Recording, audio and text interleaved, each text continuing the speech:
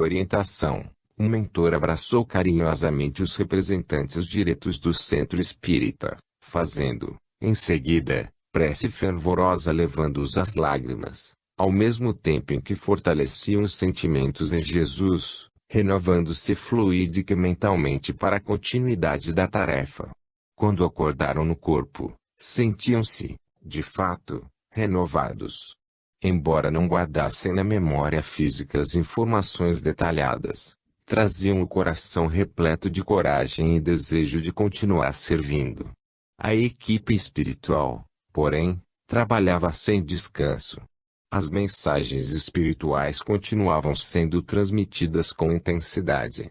Redatores espirituais, comprometidos com o ideal, interpretavam os pensamentos das entidades sublimes tutoras daquela casa, retransmitindo posteriormente, aos médiuns em sintonia com planos superiores, palavras incentivadoras do trabalho, solicitando vigilância, oração, reforma íntima, tolerância e discrição nas atividades espíritas, a fim de ajudá-los a vencer, pela renovação mental, as influências negativas. 10. Fascinação. No entanto, Maria Souza, a médium curadora, já organizara considerável movimento. Conclamara companheiros para conversa íntima, com o objetivo de convencê-los sobre os seus propósitos. Os adversários, contudo, lhe apareciam em sonhos com propostas extravagantes, prometiam-lhe destaque, publicidade, aparecimento na mídia, garantiam-lhe verdadeiros prodígios com as suas faculdades curativas. Tendo recebido estas orientações falsas, do plano espiritual inferior, mas tomadas como verídicas pela própria médium, passava, agora, a planejar a concretização das orientações recebidas.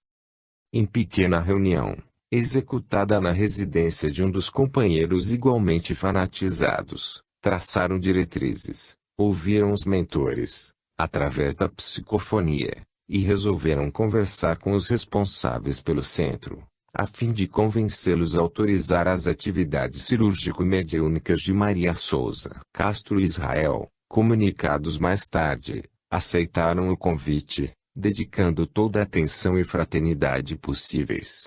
No dia marcado, compareceram os responsáveis pela casa, a médium curadora e um pequeno grupo, representando a cerca de 30 pessoas partidárias das ideias da intérprete fanática. Minutos antes do início da conversação, Elvira, a substituta eventual de Júlio César, apresentou-se envolvendo de maneira intensamente da medianeira. Castro sugeriu fosse feita uma prece antes do início das atividades, a fim de buscar comunhão com os benfeitores da vida maior. Quando o respeitável presidente pronunciou as primeiras palavras, envoltas em sincera emoção, eis que o mentor da instituição se apresentou colocando-se ao lado dos representantes da casa, dando demonstração amorosa da promessa que lhes fizera sobre o concurso superior. O benfeitor, acompanhado de abnegados tarefeiros espirituais, fizeram-se visíveis para as entidades infelizes, como que lhes demonstrando que a atuação inferior estava dentro de certos limites. Quando Elvira viu os espíritos superiores, fitando-a gravemente, e verificando uma pequena parcela de suas capacidades espirituais, representadas pela intensa luz que partia deles, pensou em desistir, mas recordou-se das ameaças de Júlio César. Instantaneamente, anulou os propósitos de abortar a missão, fixando-se junto ao médium, dando prosseguimento ao plano destruidor. Os responsáveis pelo centro deram, então, respeitosamente, oportunidade da palavra a Maria Souza, que iniciou a conversa com estas colocações. Estou aqui para fazer algumas solicitações.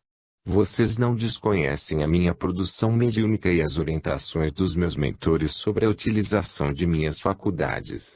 Segundo afirmam meus guias, eu tenho uma grande missão para executar neste centro e solicito que vocês me permitam trabalhar nesta casa com a cirurgia espiritual. Já estamos nos organizando e verificamos que ficaríamos bem instalados na sala Allan Kardec. É um espaço adequado, mesmo porque, segundo informações dos meus superiores, logo estarei recebendo mensagens e receitas do próprio codificador. Já temos companheiros à disposição, inclusive financeiramente, para fazer anúncios em jornais conceituados a respeito dos grandiosos trabalhos que se vão iniciar neste centro.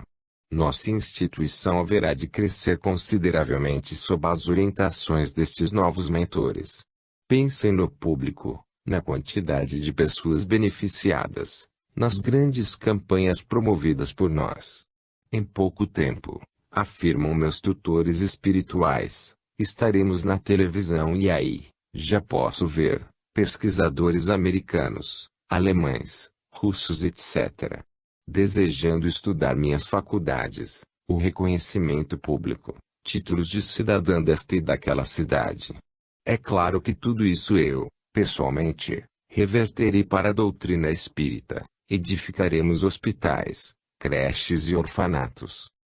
Castro interrompeu respeitosamente a fala da médium alucinada, acrescentando com lucidez: minha irmã, entendemos os seus propósitos. Acreditamos esteja de fato desejosa de contribuir com a obra do bem, mas desejamos lhe oferecer um tempo maior de experimentação da mediunidade, a fim de que possa se estruturar no campo doutrinário, conhecer melhor a sua faculdade, analisarmos os fenômenos com rigor.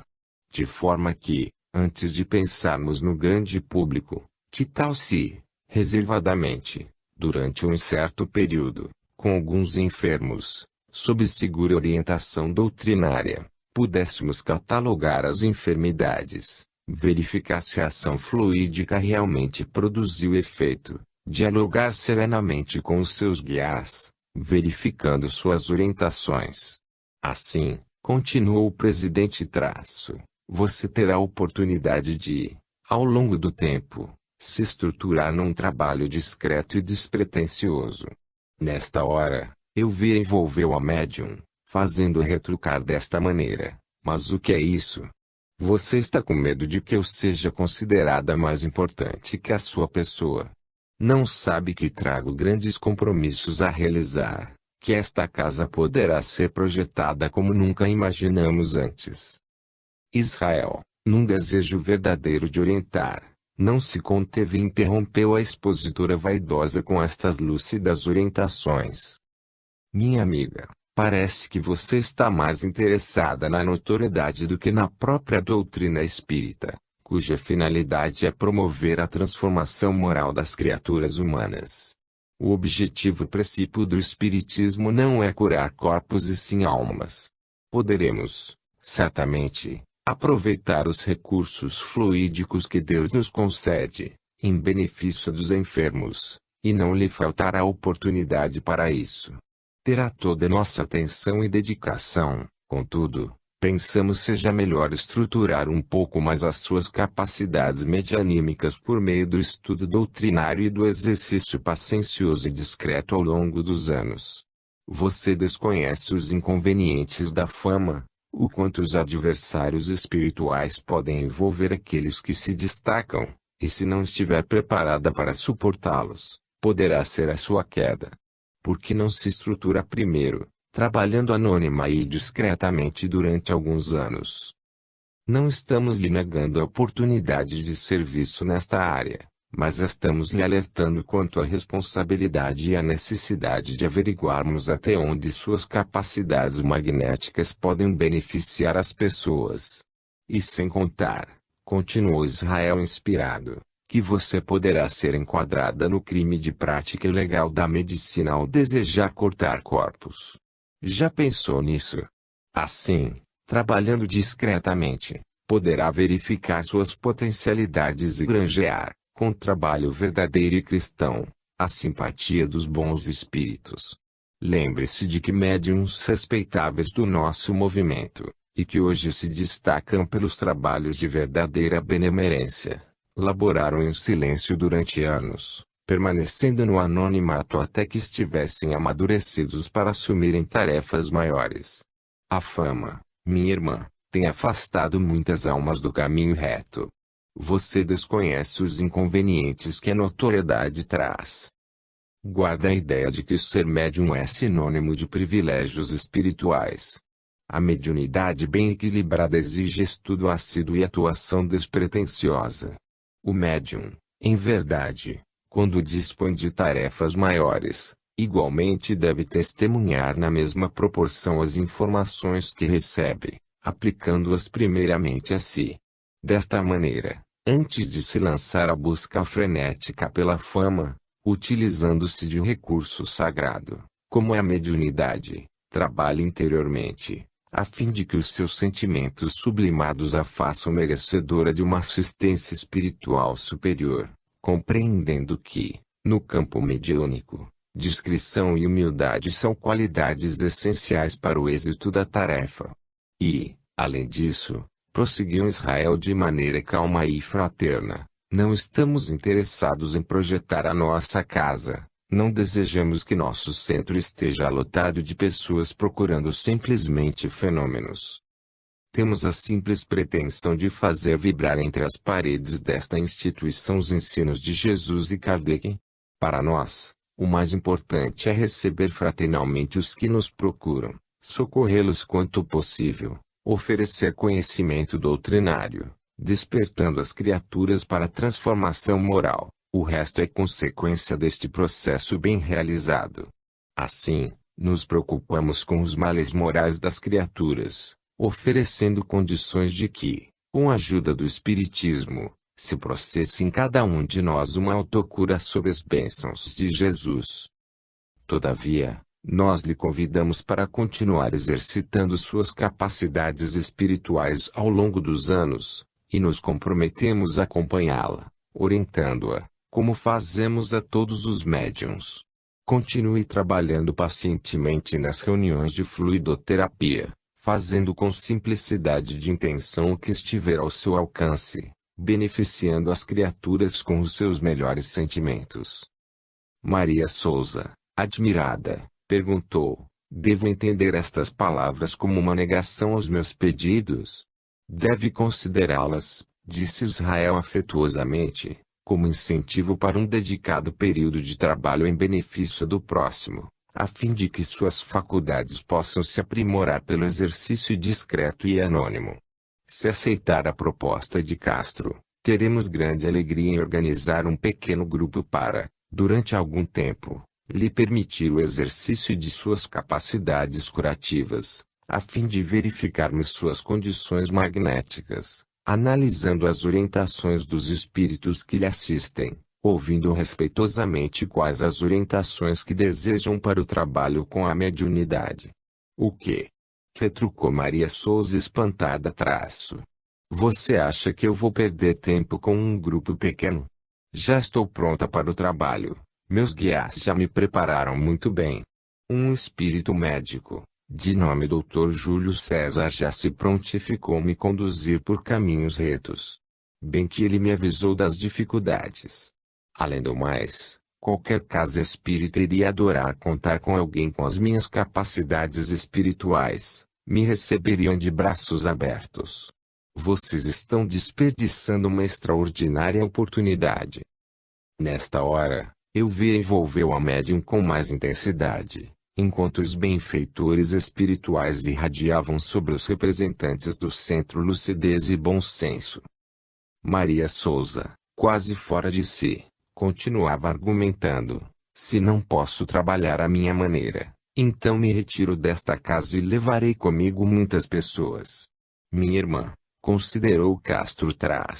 Não desejamos sua ausência. A casa precisa de todos nós. Não nos tenha na conta de inimigos.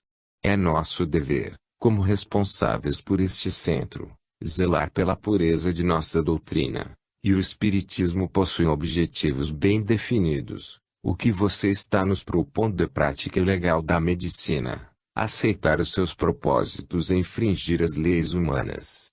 Procure refletir na hipótese de estar envolvida por adversários espirituais, com o fim de lhe afastar deste núcleo de amor. E imprimindo nas palavras compreensão e ternura, prosseguiu: continue conosco. Todos desejamos trabalhar e não almejamos títulos. E se você realmente tiver uma grande tarefa a desempenhar, ela naturalmente aparecerá. Era só o que faltava, traço. Interrompeu a médium, traço. Agora, meus protetores são obsessores. Bem original, não acha? Muito bem, minha decisão está tomada. Vou me retirar desta casa hoje mesmo. Espiritualmente, Elvira gargalhava desassombradamente. Os amigos espirituais, entretanto, procuravam emanar jatos de fluidos amorosos junto a Castro e Israel, ao mesmo tempo que os protegiam dos adversários do bem. Levantando-se, Maria Souza saiu da sala com passos firmes sem se despedir dos respeitáveis tarefeiros encarnados, sentindo-se intimamente insultada. Os acompanhantes da médium fanática igualmente se retiraram, deixando-os sozinhos. Os nobres tarefeiros, reflexivos, porém, de consciência tranquila, conversavam entre si. Israel, disse Castro, é uma pena que isso tenha acontecido. Não se preocupe, meu amigo, sem dúvida fizemos o melhor. Isso me faz pensar que nossa casa esteja passando por provações. Vários companheiros de trabalho estão atravessando momentos difíceis. Entre eles está Márcia Boaventura, nossa coordenadora do atendimento fraterno. A propósito, continuou o responsável pela área doutrinária, estava pensando em fazer uma visita para nossa irmã no desejo de levar nosso apoio. Segundo me informaram, parece que o marido a teria proibido de continuar suas tarefas. Dizem que ele se entregou a uma seita fanática. Sem dúvida, respondeu Castro, haveremos de visitá-lo em momento oportuno. 11. No auge da crise. Na casa dos Boaventura, Gonçalves e Daniel, os prepostos das trevas para aquele caso, dominavam o ambiente espiritual. A porta de entrada era o Senhor Boaventura, que lhes atendia com facilidade às ondas de pensamentos e sentimentos inferiores. A responsável pelo atendimento fraterno padecia grandes dificuldades. Sob a atuação das trevas, o marido já havia feito grandes doações para a seita lunática, esperando Deus lhe restituir em dobro todas as suas doações. A tarefeira já sofria com a falta de recursos para saldar as despesas básicas da casa. Márcia demonstrava grande testemunho de paciência e fé, suportando corajosamente os desequilíbrios do esposo fanatizado. Certa noite, quando os ataques dos adversários estavam no auge e o Senhor Boaventura fazia sua pregação falsa e absurda, Márcia recolheu-se para dormir. Após prece fervorosa, quando as emoções a conduziram às lágrimas, sentiu-se envolvida em doces fluidos e, sob a ação magnética dos espíritos amigos, adormeceu tranquila. Desdobrada do corpo, no mundo espiritual, eis que lhe aparece o mentor responsável pelo centro onde ela trabalhava dedicadamente, endereçando-lhe em seguida estas carinhosas palavras. Márcia, minha irmã, Jesus te abençoe nos testemunhos. Vendo o benfeitor resplandecente, a tarefeira desdobrada lançou-se de joelhos, rogando a seguir. Louvado seja este momento. Senhor, não o conheço, contudo meu coração o identifica como um mensageiro de Deus atendendo minhas rogativas. Ouve por misericórdia minhas súplicas, ajudando-me a suportar meus problemas. Não sei o que aconteceu comigo, o porquê de tanto sofrimento. Me tiraram o que possuía de mais sagrado na vida. Nada me tortura tanto, quanto a proibição, por parte de meu esposo, de executar as tarefas espíritas. Onde eu errei? Estarei sendo punida? Bom amigo, já que Deus me concedeu a misericórdia da sua visita, compreendo o meu coração ferido. Desculpe meu desespero, diga-me, o que aconteceu? Márcia, minha filha, disse o mentor aproximando-se e acariciando-lhe delicadamente os cabelos negros. Deus não te permitiria sofrer, se não julgasse ser útil para o teu próprio adiantamento espiritual. Teu marido está, de fato, sob poderosa obsessão. Estes adversários, na realidade, Desejariam te envolver com o objetivo de desestruturar o departamento de atendimento fraterno. Não encontrando brechas em ti, envolveram teu esposo invigilante, almejando atingir-te por tabela. Contudo, se o Senhor da vida lhes permite agir assim, é porque a terra, um mundo de provas e expiações, enseja para aqueles que reencarnam aqui experiências, testes de suportação, que farão brotar naqueles em processo de aprendizado, provas ou expiações, certas virtudes no campo da compreensão humana. Encara teu esposo como um doente mental necessitado de nossa piedade. Infelizmente é assim que ele acabará dentro em breve. Os inimigos do bem encontraram tamanha afinidade junto a ele que sua mente começa a sofrer verdadeiro processo desequilibrante. Terás de ser forte. Não estarias ligada a ele se não guardassem compromissos profundos. A propósito, segundo nos dizem os espíritos simpáticos que te assistem, tu firmaste compromisso, aqui no mundo espiritual, para tentar conduzi-lo no bom caminho, espiritualizá-lo um pouco mais, e temos acompanhando os teus esforços. Mesmo diante de tantas dificuldades, segue confiante, tolerando, quanto possível, as alucinações do teu esposo. A ganância material é que vai fazer com que ele se perca completamente no caminho. Quanto a ti, logo estarás de volta às atividades do centro, pois que este processo está chegando ao fim. Viemos trazer nossa promessa de que não serás desamparada. Se suportares resignadamente teu esposo, fazendo o que estiver ao teu alcance para conduzi-lo ao caminho do bem, te asseguramos que o básico, a fim de que continues tua caminhada, não te faltará. Quanto a ele, se não souber aproveitar da tua convivência, restará o pesar de, no mundo espiritual, descobrir que tinha um instrutor espiritual encarnado para conduzi-lo ao céu das bem-aventuranças, mas que não soube aproveitar, desperdiçando a oportunidade por orgulho, machismo e ambição. Terá de se preparar a fim de retornar ao planeta e recomeçar, sem contar, desta vez, com um guia caridoso. Brevemente, estarás recebendo a visita de Castro e Israel. Eles, representando a caridade, haverão de te socorrer no que for necessário. Segue corajosa e confiante, na certeza de que este teu testemunho de agora te lançará a planos espirituais superiores. Todo sacrifício útil em benefício de alguém é merecedor de recompensas e o Senhor não te faltará. Márcia, sentindo-se consolada, abraçou longamente o mentor da instituição, acompanhando-o a esferas maiores para o executar de tarefas superiores. Enquanto essa conversa acontecia num clima sublime, no plano espiritual inferior, Daniel e Gonçalves envolviam Boaventura em projetos infelizes. Boaventura, disse o camarada imediato de Júlio César Traço, continue doando os seus recursos financeiros aos ministros de Deus, permaneça impedindo, a qualquer custo, sua esposa de trabalhar no terrível centro espírita, a fim de que você alcance graças e glórias junto à providência divina. Deus quer ver até onde vai a sua coragem. Depois, quando você tiver doado tudo, aí, sim, virá a recompensa.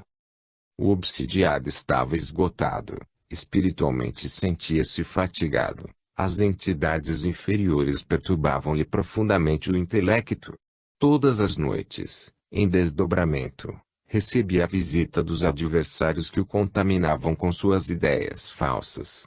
Em vigília, faziam-no cair no ridículo, levando-o, onde quer que estivesse, a orar, em voz alta.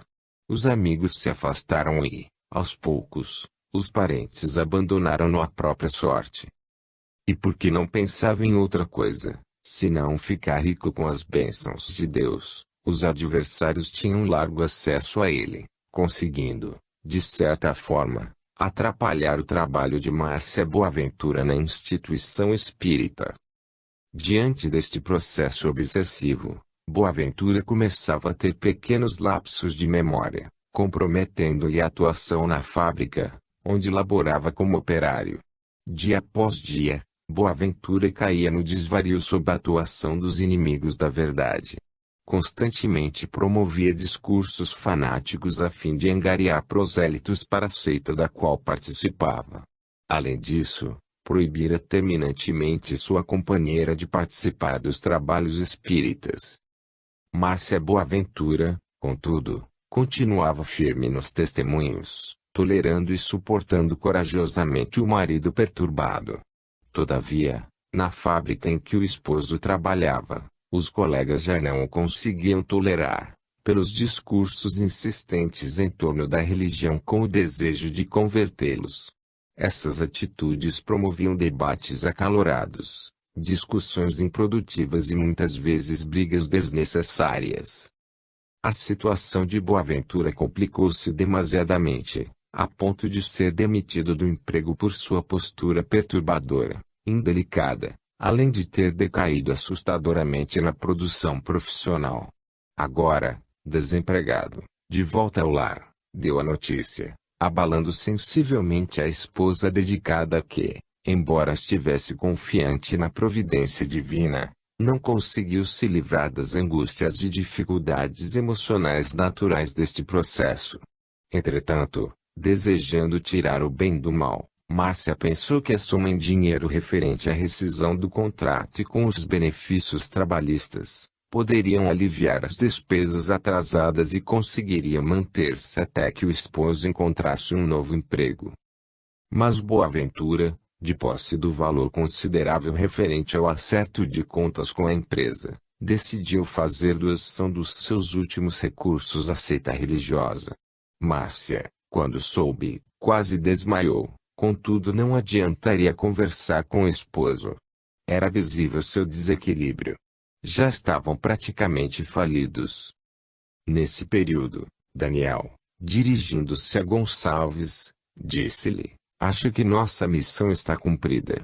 Márcia está arrasada e não poderá retomar mais as tarefas do centro. Obrigatoriamente precisará encontrar um emprego a fim de suprir as necessidades básicas da casa. Devemos voltar à instituição para darmos as boas notícias ao nosso chefe, recolhendo-lhe as congratulações pelo nosso excelente trabalho." De retorno ao centro espírita, os adversários foram recepcionados por Elvira, que os colocou a par dos acontecimentos. Todos eles comemoraram. A casa de fato passava por graves tumultos. A saída de Maria Souza, carregando consigo cerca de 30 pessoas, gerou fartos comentários. Os dirigentes, contudo, permaneciam reflexivos, orando e trabalhando com admirável discrição, controlando os focos de comentários improdutivos com notável autoridade moral. Durante esta agitação, Israel efetuou um seminário a respeito da casa espírita, seu funcionamento, trabalho e trabalhadores, tal como havia sido sugerido e incentivado pelos amigos espirituais. Nas vésperas da necessária apresentação, os benfeitores espirituais enviaram mensagens incentivadoras, enfocando temas importantes acerca do trabalho no centro espírita, fornecendo interessante material a Israel, que podia aproveitá-los no estudo programado. No decorrer da palestra, os bons espíritos envolveram todos os presentes em fortes vibrações, ajudando-os a compreender as lições. Terminada a exposição, o saldo fora muito positivo, os participantes retiraram-se pensativos e alertados. Isso gerou uma modificação no ânimo de muitos, promovendo ao longo dos dias uma relativa calmaria, dificultando um pouco mais o trabalho dos adversários. 12. Reação das trevas. Diante destes acontecimentos, Daniel e Gonçalves se preocuparam, sentiram que o trabalho estava ameaçado. Daniel perguntou a Elvira: "O que houve? Por que esta paz?" "Não se preocupe", respondeu a servidora das sombras Isso tudo é momentâneo. Momentâneo? A casa está praticamente vazia. Muitos dos nossos foram arrebatados pelos emissários da luz. É verdade, isso sempre acontece. Por isso Júlio César retornou para nossa cidade, a fim de congregar um maior número de camaradas para a batalha final. De nossa parte só nos cabe aguardar. Nós armamos a bomba, nosso mestre é que vai detoná-la. Era a reação dos encarnados, movimentando-se para neutralizar as ocorrências das infiltrações. Enquanto isso, na Cidade das Trevas, Júlio César procurava convocar uma quantidade maior de servidores a fim de continuar o processo de infiltração. Entretanto, encontrou a cidade praticamente vazia. Centenas de adversários espirituais haviam abandonado o ideal do mandante das trevas, libertando-se graças ao trabalho dos amigos espirituais.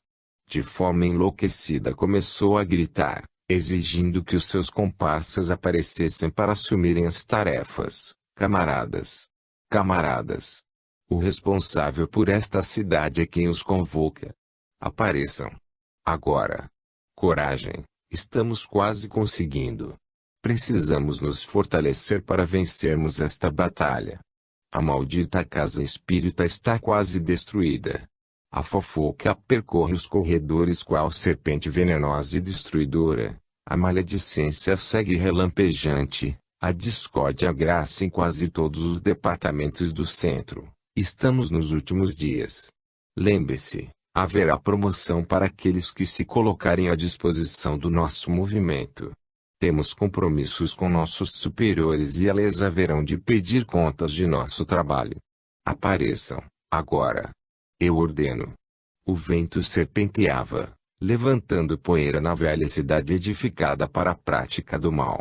A psicosfera pestilenta denotava a categoria dos espíritos residentes. A voz de Júlio César ecoava fria nas construções inferiores. Silêncio e medo pairavam no ambiente, quando um pequeno grupo de adversários se apresentou, saindo das ruas estreitas em direção ao mesmo jardim de pedras onde tudo começou. Desta vez não estavam muito animados. Um deles, demonstrando coragem, desafiou o representante das sombras. Deseja nos congregar, Júlio César? Veja, nossa cidade está quase vazia. Você carregou muitos dos nossos e a maioria não retornou até hoje. Sob suas ordens, Gonçalves levou daqui verdadeiros exércitos a fim de executar os seus planos. Está nos usando, é isso. Só consegue pensar na sua vitória. Deseja apenas promover-se dentro da organização. Usa-nos quase escravos e até o momento não recebemos nenhuma promoção, nenhum benefício, nenhum privilégio. Permanecemos há anos sob suas ordens, mas agora chega. Vamos tomar esta cidade. Estamos cansados de suas ordens, de sua vaidade tola. Desejamos nossa liberdade. Não vê que este município está deserto? Muitos dos nossos converteram-se aos seguidores da luz. Você destruirá nossa cidade. Um momento, gritou o administrador das sombras traço. Quem é que manda aqui? Por acaso estamos invertendo os papéis? O chefe é que sou eu é que dou as ordens, eu é que coordeno este movimento. Deve haver obediência na hierarquia. Não sabe que posso lhe prender? Quer ficar isolado de toda e qualquer atividade? Por acaso desconhece minha autoridade sobre todos os que vivem aqui? Nossos superiores deram-me todo o domínio sobre esta região. Não desperte minha ira, rapaz. Enquanto pronunciava estas palavras, o emissário da maldade se transfigurou, assumindo perispiritualmente a imagem mítica de Satanás, a fim de impor respeito às mentes perturbadas. Exijo, continuou o transfigurado traço, cumpram minhas ordens agora. Apavorada, a turba se reuniu, conclamando os outros habitantes do sinistro local, juntando-se todos em frente do adversário mor, guardando no olhar expressão de angústia. Diante da pequena multidão, cerca de 400 pessoas, o mandante perguntou: onde estão os outros? Não temos mais ninguém, disse um dos perseguidores. O quê? Isso é impossível. Não, senhor, esclareceu outro traço. À medida que foram convocados, multidões partiram daqui, à semelhança de exército cruel. E dos que se foram, pouquíssimos retornaram. Como já dissemos, foram arrebatados pelos espíritos do bem.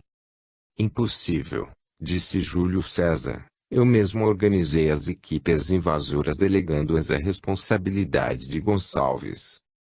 Pode ser, senhor, mas agora só restamos nós. E tem mais, mestre, prosseguiu um serviçal, visivelmente perturbado. Recebemos a notícia de que nossos superiores estariam nos visitando a fim de verificarem como anda nosso trabalho, avaliarem os relatórios de atividades, as listas de registro das novas aquisições de espíritos e a periódica contagem de pessoal. Agora, com o número de servidores tão reduzido, não sei quais explicações haveremos de dar. Nossos superiores? Perguntou o obsessor, o chefe espantado. Não creio. Tem certeza? Sim, senhor. Devem chegar a qualquer momento. O coordenador das trevas estava furioso e, antes de poder tomar qualquer providência, ouviu certa agitação, característica das caravanas vindas das regiões inferiores, adentrando a cidade das trevas. Os poucos guardas da fronteira, reconhecendo a excursão, autorizaram a entrada dos sombrios viajantes. 10 sábios desembarcaram na cidade chamando a atenção do grupo reunido na praça. Trajavam túnicas e capuzes místicos, carregando numa das mãos comprido cajado. Então, estranho ritual se fez. Trombetas foram tocadas, acompanhadas de vozes fortes, anunciando em uníssono por 3 vezes: salve as hostes infernais! Salve os 10 juízes! Os 10 sábios! Terminada a saudação, a assembleia estava petrificada. A psicosfera tornou-se mais densa, silêncio absoluto se fez, sendo quebrado apenas pelo som dos passos firmes e dos cajados apoiados contra o solo, um verdadeiro conto de terror. Augusto, o árbitro principal, de postura ereta, orgulhosa, impactante, tomou a dianteira, puxou o capuz descobrindo lentamente a cabeça.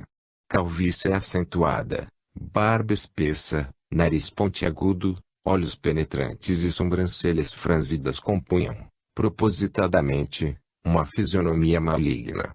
O ilustre caravaneiro, vendo a assembleia, dirigiu-se ao seu encontro e, abrindo caminho, chegou ao núcleo do largo, encontrando, por fim, Júlio César, que o recebeu gaguejando nervosamente. Salve, senhor juiz. Que o traz aqui? Como, o que me traz? Perguntou o magistrado indignado. Não recebeu meu comunicado? Não, senhor, somente agora, minutos atrás, fiquei sabendo da sua visita. Onde estava?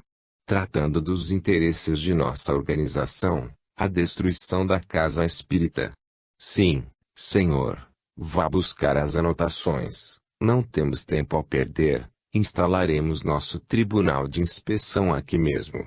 Queremos, de posse dos seus relatórios, julgar suas atitudes. Nossa extensa organização depositou em você toda a confiança possível. Todavia não temos visto progresso. E, lançando um olhar panorâmico em direção da cidade, acrescentou desconfiado: parece que está vazia. O que fez com os nossos camaradas? Como está o processo de infiltração? O mandante, preocupado e temeroso, iniciou o relatório. Nosso processo vai bem. A casa espírita, a qual recebi ordens para destruir, está praticamente acabada. Em breve, teremos acesso total na instituição e a invasão será completa, no máximo em 3 meses. O quê? 90 dias, Júlio César? Você está dizendo que ainda precisa de mais este prazo? Imagine encontrar outra situação. Já está cuidando especialmente desta ocorrência há 40 anos. E o máximo que tem conseguido é perturbar algumas pequenas tarefas. Você não é mais o mesmo, digníssimo. Este caso realmente não é fácil. O processo é muito mais delicado. Esta casa possui pessoas muito espiritualizadas, idealistas, crentes convictos utilizando-se da fé raciocinada. Muito já se fez, mas os pilares principais ainda não conseguimos derrubar. Porém, está por pouco. O Senhor precisa levar em consideração toda a minha história. Tenho em meu currículo a experiência de 11 casas espíritas destruídas, nestes 75 anos em que sirvo dedicadamente à nossa organização. Nada disso é compreensível.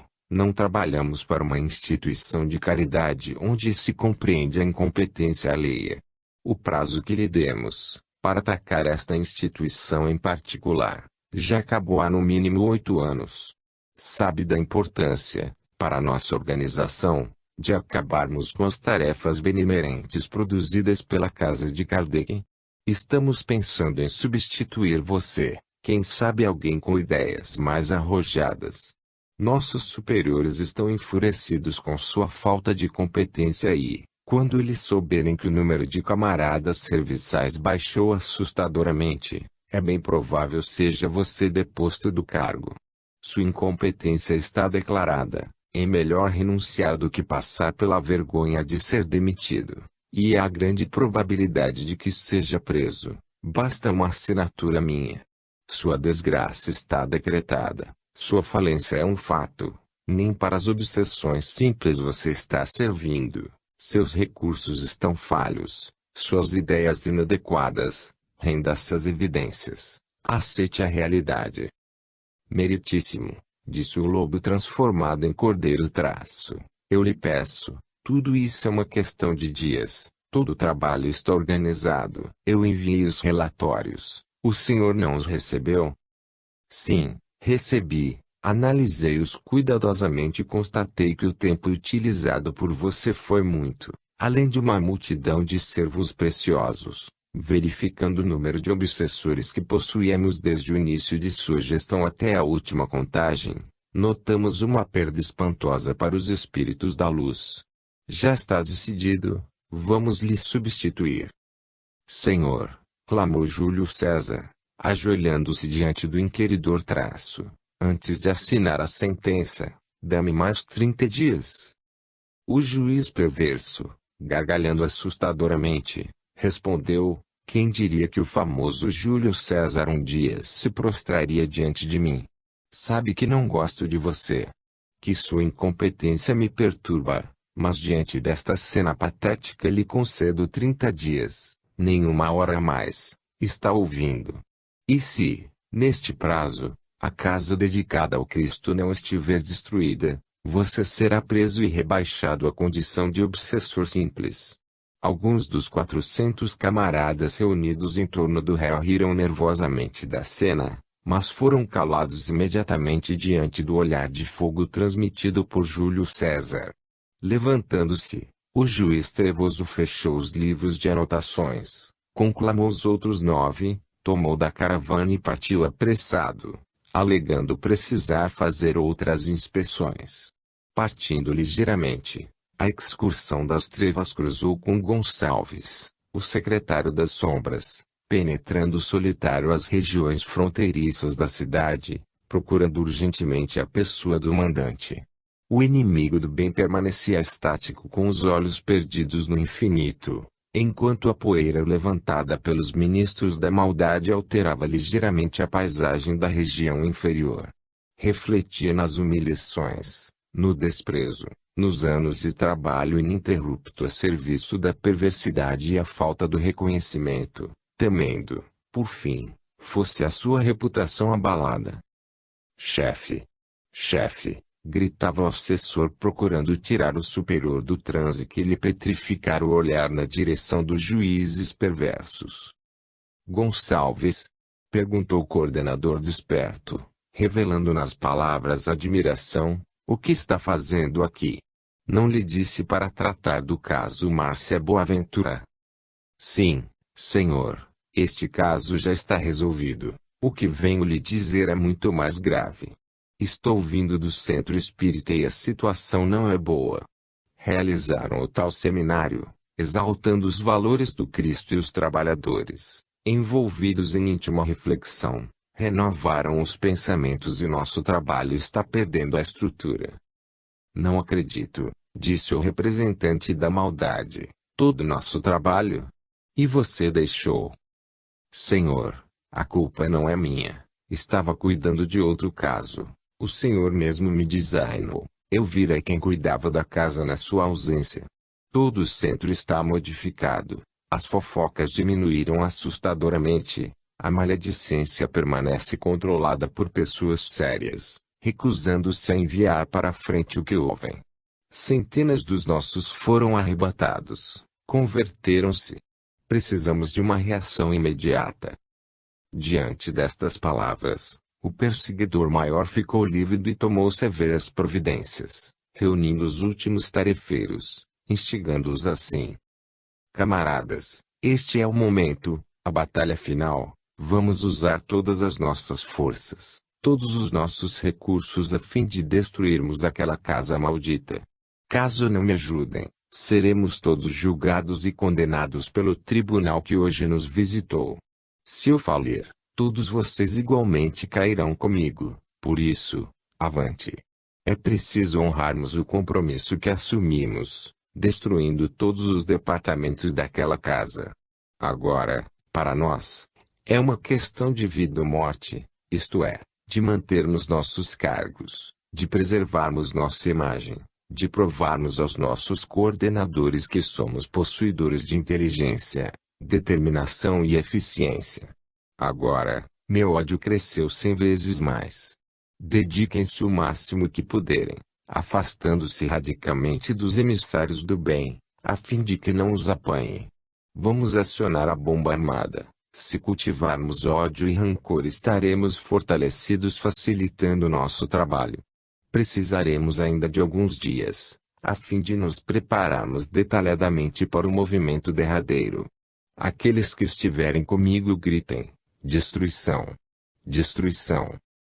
E a turba, envolvida pelo magnetismo e pela ameaça do mandante, não vendo outra alternativa, acompanhou os urros de Júlio César que, de punhos cerrados, lançando os braços para cima, regia o coral da perversidade, incitando-os ao desvario. Avante! Avante! E a Assembleia dos 400, qual exército da maldade, marchou disciplinadamente, cantando o desagradável hino de guerra, liderados por Júlio César e Gonçalves, organizando-se para a batalha final. 13. Fraternidade e vigilância. Na casa espírita, o cenário, de fato, era bem diferente. Certas atividades que antes permaneciam desorganizadas, agora seguiam com relativa tranquilidade. Contudo, os adversários espirituais ainda insistiam em continuar o processo de envolvimento negativo. Castro prosseguia bastante preocupado, por mais que desejasse manter a calma e o bom senso. Constantemente era irritado pelos próprios companheiros que se deixavam envolver pelos inimigos da verdade. Dos 10 espíritos perseguidores que o envolviam a mando de Júlio César com o fito de prejudicar as atividades do centro, somente 5 continuavam com o processo destruidor. Os amigos do mais alto procuravam envolver o presidente, o quanto possível, a fim de que as influências negativas não lhe tirassem a lucidez para que o trabalho espírita não sofresse alteração. Entretanto, Castro permanecia firme no processo de organização da casa, colocando, algumas vezes, a ordem e a disciplina acima da caridade, da compreensão e do amor ao próximo. Neste campo, os inimigos da paz encontraram farta possibilidade de atuação, perturbando-o consideravelmente, conseguindo, assim, afetar os trabalhadores e as tarefas do centro espírita.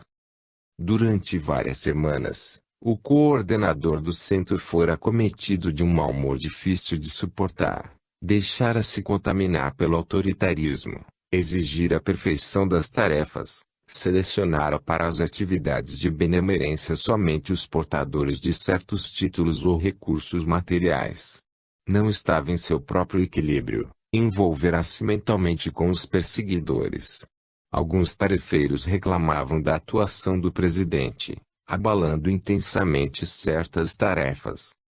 Todavia, os espíritos amigos, compreendendo as limitações humanas, sabedores da fragilidade de algumas criaturas diante de um processo tão delicado de invasão espiritual e, pensando, sobretudo, na obra e na multidão de encarnados e desencarnados que precisavam, para vencer as provas e expiações, de um trabalho espírita executado com o mínimo de equilíbrio, colocavam-se à disposição do amparo e da compreensão.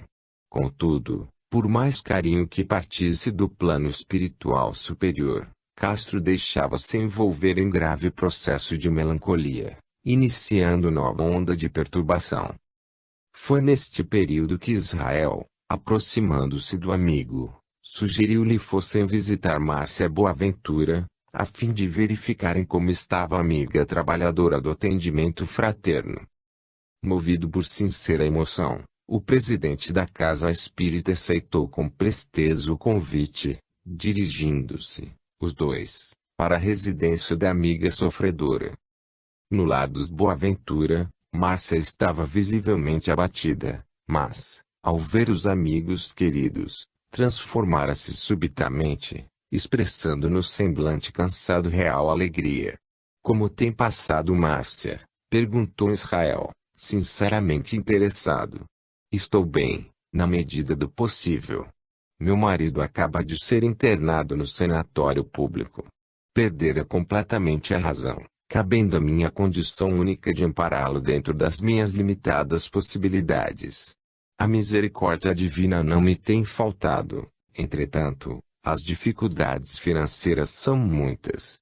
Aceita, para a qual ele doara todos os nossos recursos, nos abandonou completamente, deixando-nos entregues às dívidas. Calma, minha irmã, disse o presidente do centro intimamente comovido. Temos recursos que colocaremos à sua disposição. Somos irmãos em humanidade e o que estiver ao nosso alcance será seu também. E retirando do bolso considerável soma em dinheiro, resultado das suas economias pessoais, Castro ofertou fraternalmente à irmã dedicada ao atendimento fraterno. Do peito do presidente, que se apresentara simplesmente como irmão em jornada, tomando todo o cuidado possível para não humilhar ou constranger a companheira, partiam luzes de compreensão e misericórdia. O ato, espontâneo e sincero, conduzira a Márcia às mais profundas emoções, culminando num abraço fraterno entre os servidores do Cristo. Antes de se despedirem, reuniram-se em torno do Evangelho de Jesus, recordando o capítulo 5 do Evangelho de Mateus, em que as bem-aventuranças trouxeram estímulo e forças para a irmã em sofrimento. Durante a prece final, entidades respeitáveis foram atraídas, unindo-se a eles em vibrações amorosas, renovando o ambiente fluídico da residência da confreira sofredora. As vibrações sublimes espalhadas pelo ambiente tocaram igualmente os adversários do bem que, verificando tamanho carinho e atenção, sentiram-se envolvidos pelas benesses do Evangelho em ação, rendendo-se aos espíritos da verdade, abandonando as ordens do mandante das trevas. Os 5 perseguidores do trabalho de Castro, diante do ato de nobreza, da caridade verdadeira, libertaram-no e libertaram-se, sendo abraçados pelos emissários do bem que, em silêncio, retiraram-se amparando os recém-libertos de maneira emocionada, rendendo glórias a Deus. Dali, os cooperadores encarnados saíram, dirigindo-se para o sanatório municipal com desejo de visitar o esposo de Márcia. No quarto coletivo, Boaventura permanecia sedado. Tornara-se tão violento que médicos e enfermeiras encontravam dificuldades para tratá-lo. Os respeitáveis visitantes, acompanhados por valorosos cooperadores espirituais, começaram a orar fervorosamente, aplicando, ao doente mental, a fluidoterapia. Notava-se, claramente, certa melhora, pois a agitação que o constrangia, mesmo sob forte sedativo, aos poucos foi se desfazendo. Durante o passe, os amigos do mais alto realizaram verdadeira sessão de desobsessão, afastando do doente grande turba de perseguidores. Entretanto, Boaventura permanecia completamente entregue à alucinação provocada pelos inimigos do amor. Contudo, o carinho e a atenção de Márcia eram fundamentais para o tratamento que simplesmente começara. Eram os frutos da ganância de Boaventura. Procurara na religião fanática bens materiais, não buscara verdades eternas, entrando naturalmente na faixa de ação dos espíritos zombeteiros, mistificadores e aproveitadores. Iludido pela riqueza fácil, fanatizado pelas promessas celestes de um reino de glória e fortuna na terra, perturbara-se mentalmente sob influência espiritual negativa. Somente se restabeleceria 5 anos depois, graças aos esforços amorosos da esposa, aliados à assistência espiritual com a fluidoterapia, e a libertação completa somente viria quando, reconhecendo o amor extremo da companheira, verificando seu trabalho de ajuda ao próximo, observando a lógica do espiritismo, aceitando resignadamente a situação social e, finalmente, vendo outros mais necessitados, sentiu a alma vibrar, matriculando-se, com incentivo da mulher dedicada, nas obras de benemerência à infância, encontrando neste trabalho caridoso, tempos depois, a razão da sua existência. E a misericórdia divina tirando do mal um bem, permitindo que coisas aparentemente dolorosas aconteçam a fim de despertar as criaturas. Todavia, tudo é aprendizado para o espírito imortal. Já de saída, às portas do hospital, os tarefeiros se despediram e, agora, com a enfermidade do esposo, enquanto estivesse hospitalizado, no lento processo de reabilitação, Márcia poderia retornar às atividades do núcleo espírita. Fim da visita. De retorno ao centro, os responsáveis pelas tarefas espíritas do núcleo em questão conversavam entre si. Israel, meu amigo, disse Castro, dirigindo-se ao confrade, abrindo o coração acredito esteja a nossa casa passando por testemunhos. Tenho notado quanto o centro for abalado. Confesso que, vez por outra, sinto-me completamente envolvido, e irritado, por ideias que não me pertencem. Também penso assim, companheiro, mas acredito que a fase pior já passou, mas muitas coisas precisamos fazer. Lembra-se quando você me narrou um sonho, em que nossa casa parecia envolvida por grandes rachaduras? É mesmo, respondeu Castro, admirado. Mandei fazer as verificações físicas do centro e nada encontrei de errado, mas diante destes acontecimentos o simbolismo é perfeito. Estamos de fato diante de um processo de infiltração. Claro. Vejamos. Márcia Boaventura e o serviço de entrevistas, Maria Souza e a tarefa do passe, a evasão de vários cooperadores, o envolvimento amoroso da médium com o dialogador, gerando escândalo e fofocas, nossas obras sociais com dificuldades de administrar o material humano, as ondas de novidades, de modismos doutrinários, meu mau humor. Meu Deus! Nem me dei conta. Entretanto, parece que agora estamos passando por um período de calmaria, sem dúvida, meu amigo, considerou Israel. Como somos os responsáveis pelas tarefas, precisaremos vigiar mais, dando exemplos de tolerância e fraternidade. Você tem razão. Toda razão. Preciso mesmo ser mais tolerante. Na casa espírita, os tarefeiros colocaram-se à disposição para o trabalho amigo e fraterno, vigiando mais. E agora, conscientes do processo de infiltração, por dedução lógica, em todas as reuniões mediúnicas em que participavam oravam pela instituição, conclamando os outros grupos, já esclarecidos pelo seminário promovido por Israel, a colocar em prática as orientações cristãs, valorizando o centro espírita como oficina da caridade, tolerando-se a fim de superar mais este processo. Além disso, tiveram a inspiração de realizarem uma reunião de intercâmbio espiritual direcionada para a casa espírita. Diante destes procedimentos, o ambiente pouco a pouco se modificara. Os adversários espirituais já não tinham tanto acesso aos tarefeiros encarnados, visto vibrar em outra sintonia. No plano espiritual, porém, as entidades amigas mobilizavam-se para a retaguarda necessária, preparando-se para enfrentar os adversários que certamente